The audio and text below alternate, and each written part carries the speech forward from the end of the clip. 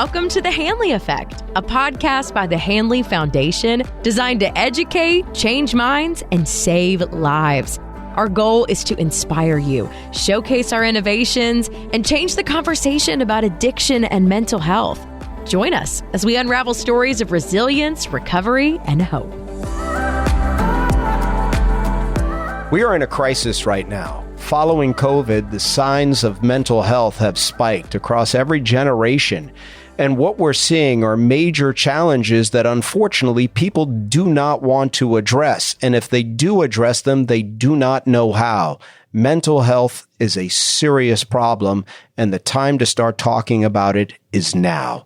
My name is Corey Sabin, and I'm joined by the CEO of the Hanley Foundation, Dr. Rachel Dosical. Rachel, everybody knows somebody that is dealing with a mental health challenge. Absolutely. You know, I'm a mom. I have 2 kids.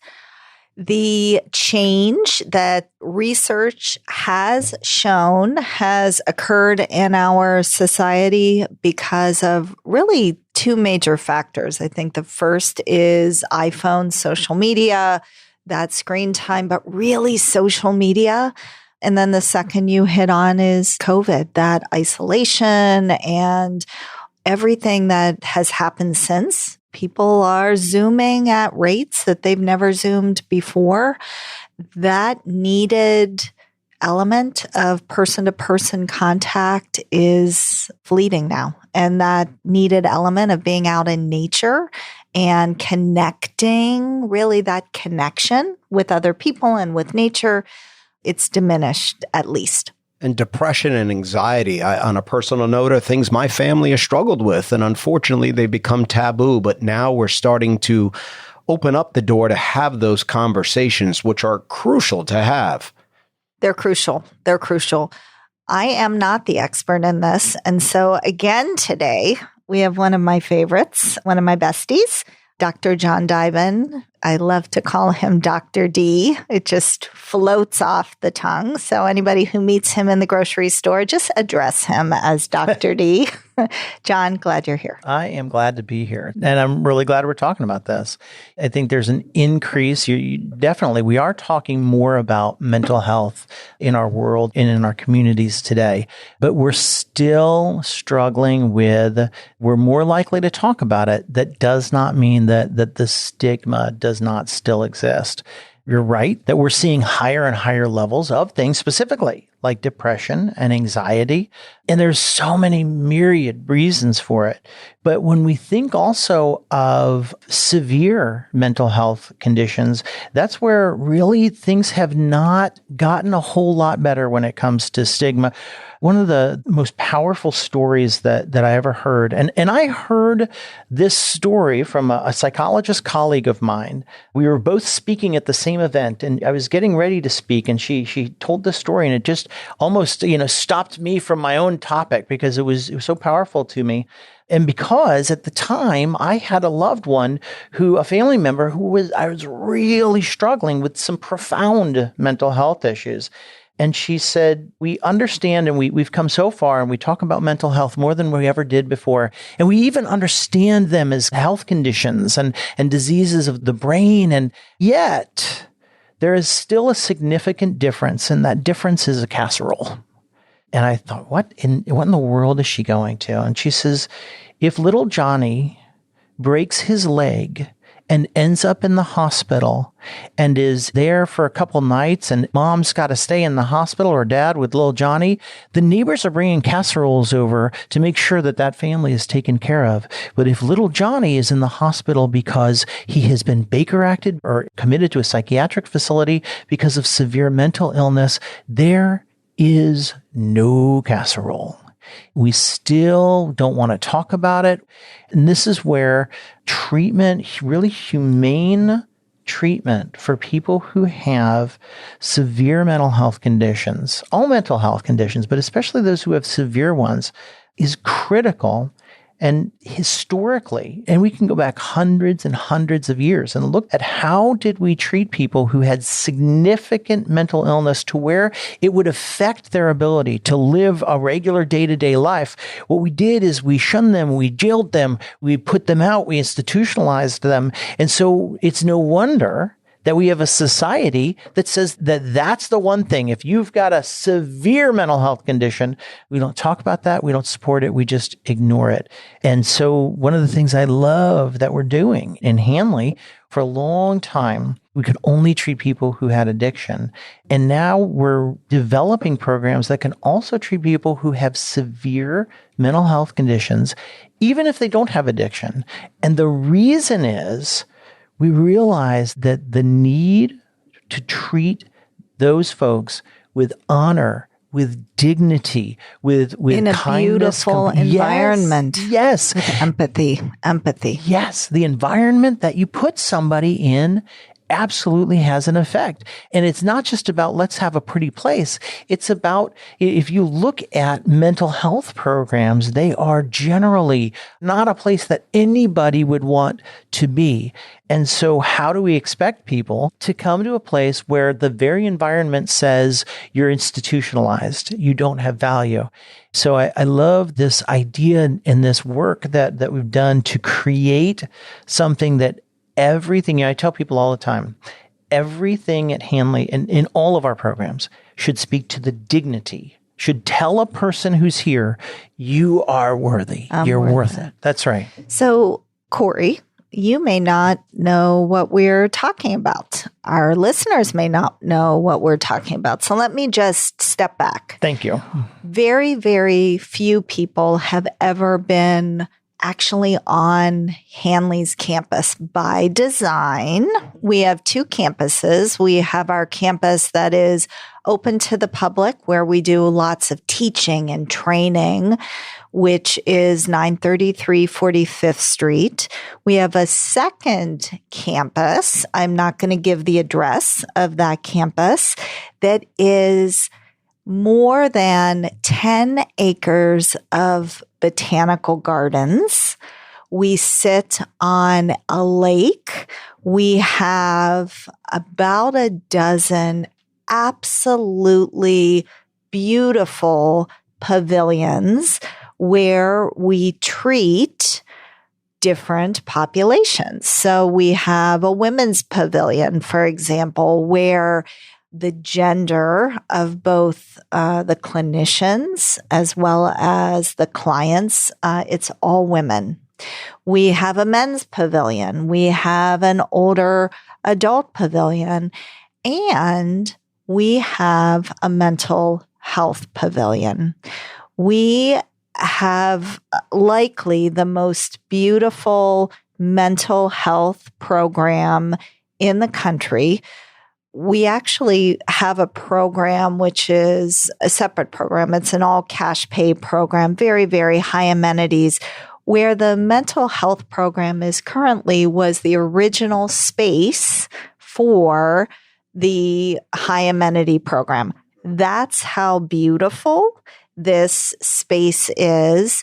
It is a small program where we have very, very high ratios of staff to clients so that we make sure that people are treated, as you said, John, with the utmost expertise, but also with empathy and dignity and respect. And the families are part of treatment.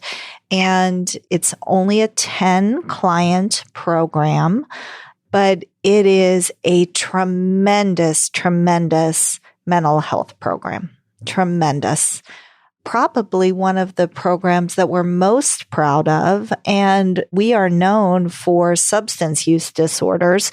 John, do me a favor. Talk a little bit about how, I was going to say the majority, but many of our clients who come in with a substance use disorder also have some sort of co-occurring challenge going on with mental health. Absolutely. And it's common when I talk to people in treatment centers and programs all over the country, and this is a national phenomenon. So it's very rare to have somebody come into addiction treatment with addiction and not also have what we call a comorbidity. That means another psychiatric condition that's happening at the same time. could just be anxiety. It could be anxiety. It could be depression. Post-traumatic stress disorder is very common, and other disorders of traumatic stress, bipolar disorder. There, you name it. There's a lot of different disorders that are co-mingled. They co-occur with addiction. When I started training 25 years ago. When you were 5. When I was 5, that's right. I am, just this svelte young man for those who can't see. Is your hair blonde or gray? Let me squint my eyes. It's Fabio blonde. I love the locks. But if you were trained 25 years ago, the idea was that they are two very different things. If you have depression, anxiety, bipolar disorder, whatever, it's very, very different from addiction. And there was a big debate. Which one do we treat first? And it was very clear, though, that you had to treat one first. And there was a camp that said you have to treat the mental health condition first, and then you treat the addiction second. And then there's another camp that says you got to treat the addiction first. And what we now know. I like the voice. You like that? It was. Yeah. I'm trying to do a Corey, but no, I can't do it. But what we now know, and it's very, very, very, very, very clear, is that you have to treat them both at the same time because they're completely commingled. They're relational. Yeah. 100%.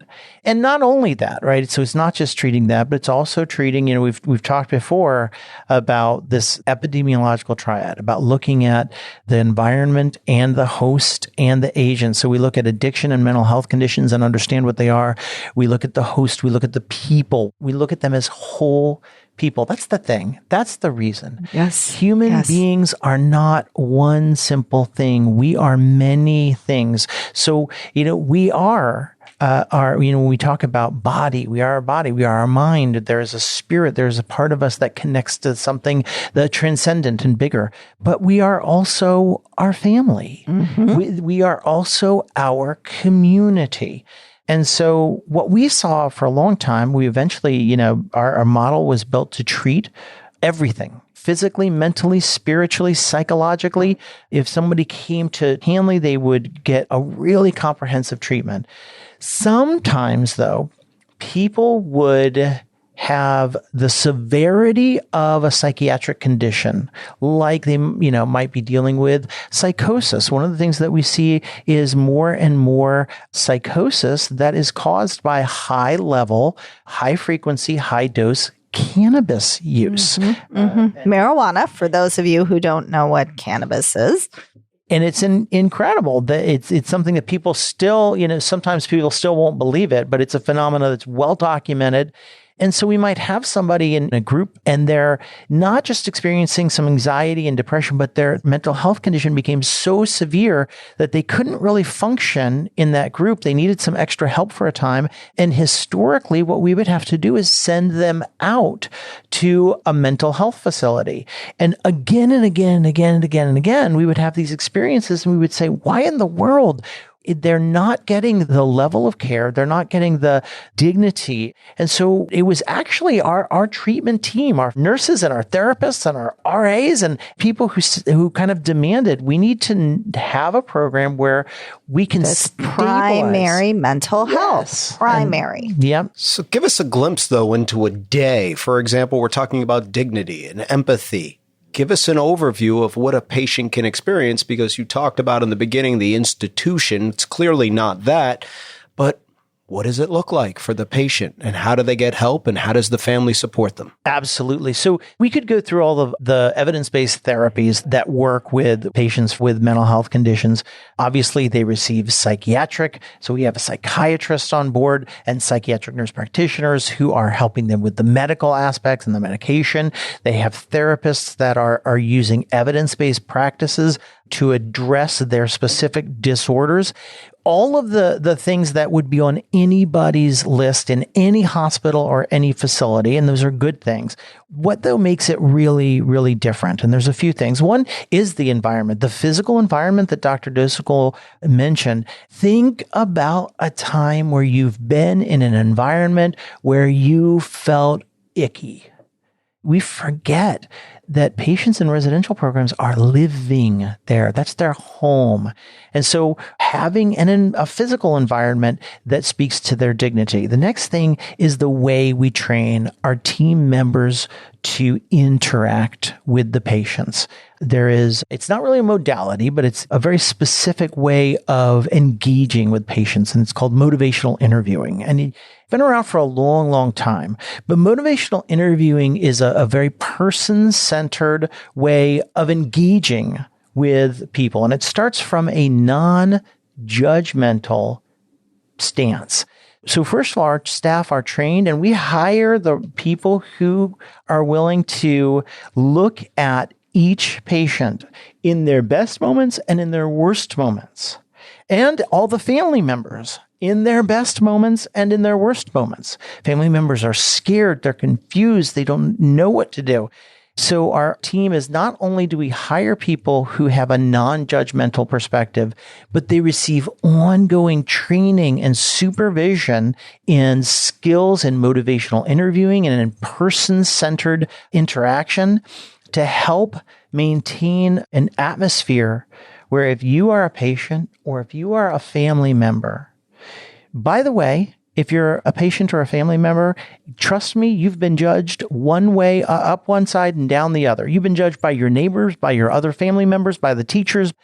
And so what people are coming in is they expect judgment and they expect harshness. And what they get, not only are those standard evidence-based interventions of psychotherapy and of medication, but in an atmosphere where everyone treats them with respect, non-judgmental and not judgmentally, and everything speaks to their worth, their value, and their dignity.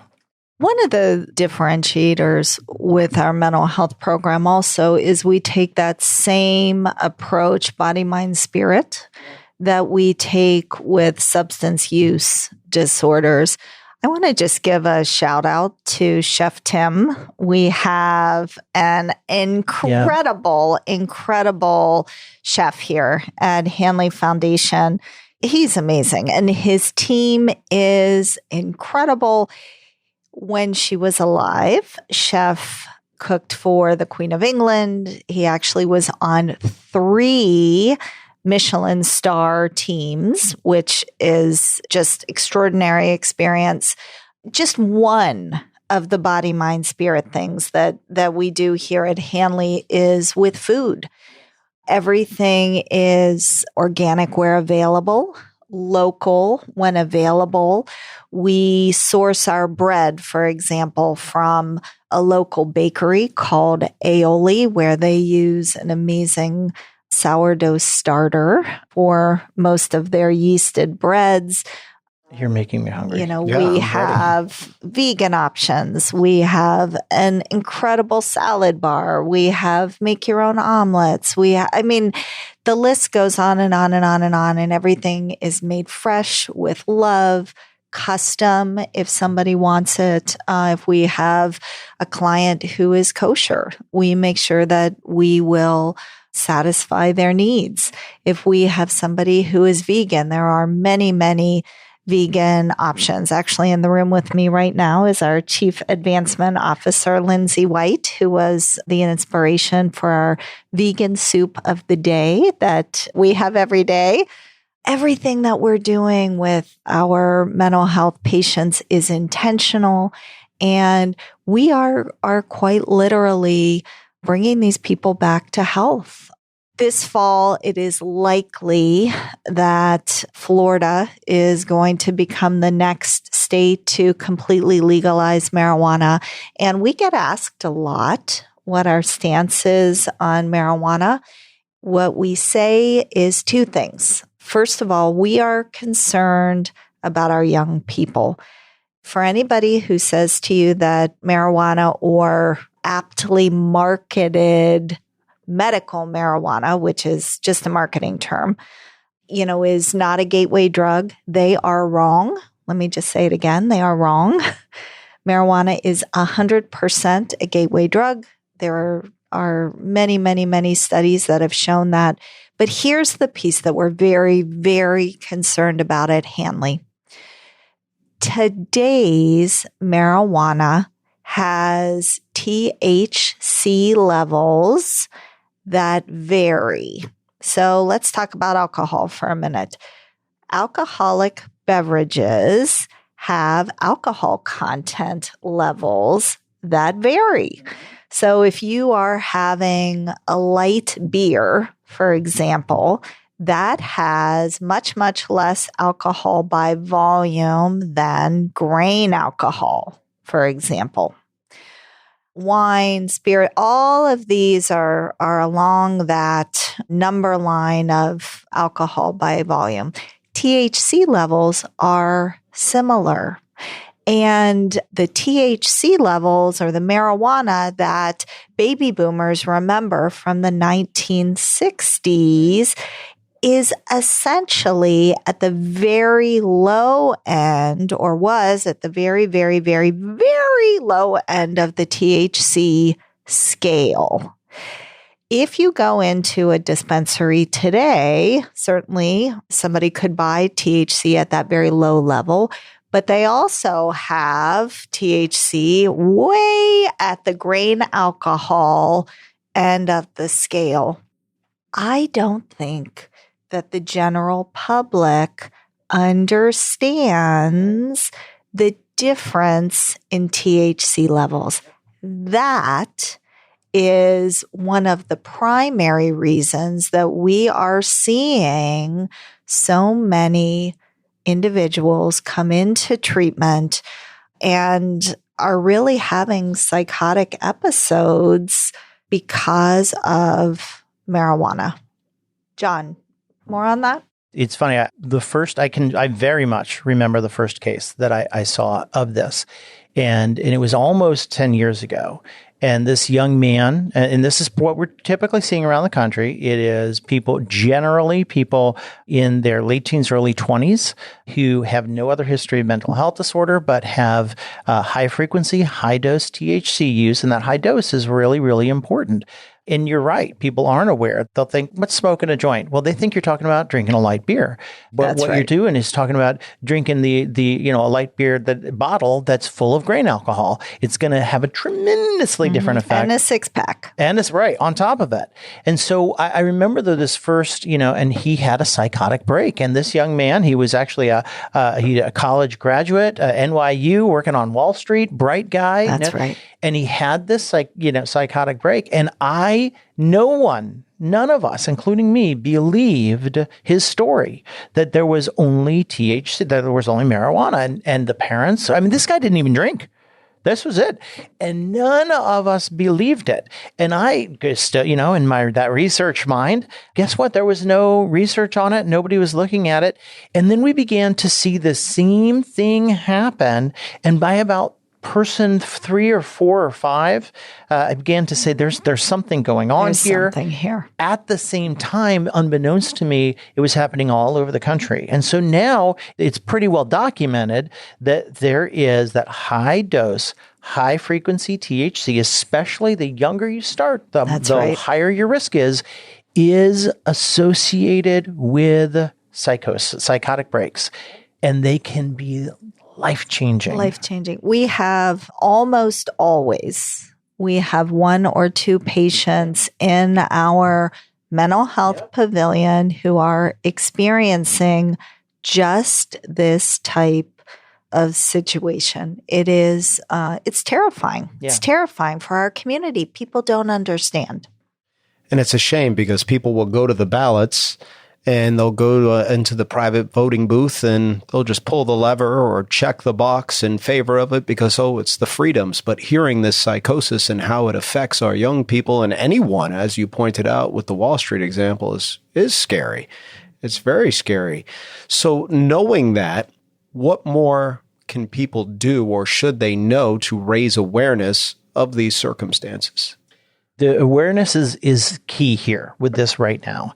The reality is, there are so many, especially when it comes to marijuana, there are so many old ideas. And really what you have is kind of, again, you often will have these camps. You'll have a mom that's saying marijuana kills your brain cells, or the idea of reefer madness where, marijuana is the second it's going to drive you crazy. And then you've got these other camps that are like, hey man, it's natural and it's, and there's no problem. But the reality is that we need information that is based on reality and that is based on science. And so rather than having these political camps and these extreme camps, we need to understand that THC, there is that correlation between THC and psychosis. We need to also understand the clearest research that we have. The clearest, because the younger you start, the more likely you are to develop life-altering misery problems, like really big problems in your life. Historically, in our attempt to scare people away from something, we say things like, mom will say, if you smoke a joint, you're going to die. The problem is that they smoke a joint and they don't die. And they don't die. Right. That's right. And then it's, I don't believe anything. That's so, right. So you have people out there that have got that will say it's very obvious that even just on the face of it, and certainly research is bearing this out again and again and again. Someone who smokes weed and drives a car is just as impaired as someone who drinks and drives a car. But you'll have people out there on this that are like, no, you're fine. Of course you're not fine. You're completely impaired and it's dangerous. Our goal, our focus should be providing education and realistic information to people, because I think you're right. People but in a way that people can hear it. Yes. In a way that people can hear it. Not the just say no that we grew up with. That's right. That's right. Because nobody just said no. Correct. We hit on a lot, and I was reflecting as we're talking about mental health, something Sheriff Bradshaw said at the Hanley golf tournament in regards to the jail being the number one provider of mental health services.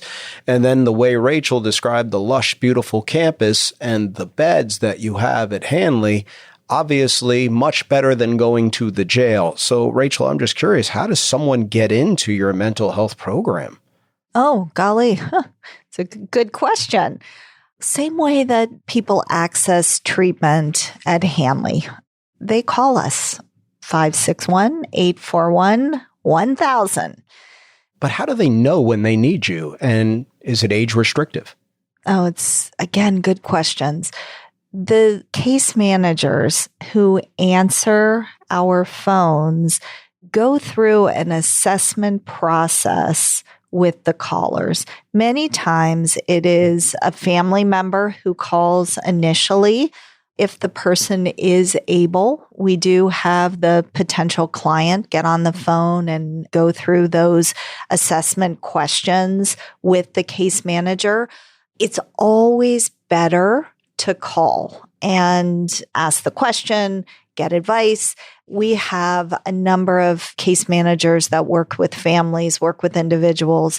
So, if you have a question, just call, but that's really the first step. Somebody who has the expertise to evaluate what's going on. And what do we all do in this day and age? We go on to Google, right? And we put in those symptoms. Oh man. I mean, I will self-diagnose. say, it's awful. Yes. Boy, I've self-diagnosed myself to have some really funny things, none of which I had, by the way. Mm-hmm. That is really not the way to learn about mental health or substance use disorders. If you want to Google, go on to SAMHSA's website. That's right. Yeah. I mean, that's really the repository of the research affirmed best practice in behavioral health. But if you or a family member think you need help, call Hanley. If we can't help you, we'll make sure that we can get you help somewhere else. That's fantastic. Listen, it's so important that we change the conversation around mental health, the perception and the stigma that we talked about, because everybody deserves that casserole, John. That's right. They do. So thank you so much, Dr. Dybin, Dr. Dosical. Until next time, Hanley Foundation is here for you, no matter where you are on your journey. Thanks, Corey. Thank you for joining us for the Hanley Effect. To learn more about our programs, visit hanleyfoundation.org or call 844-502-4673.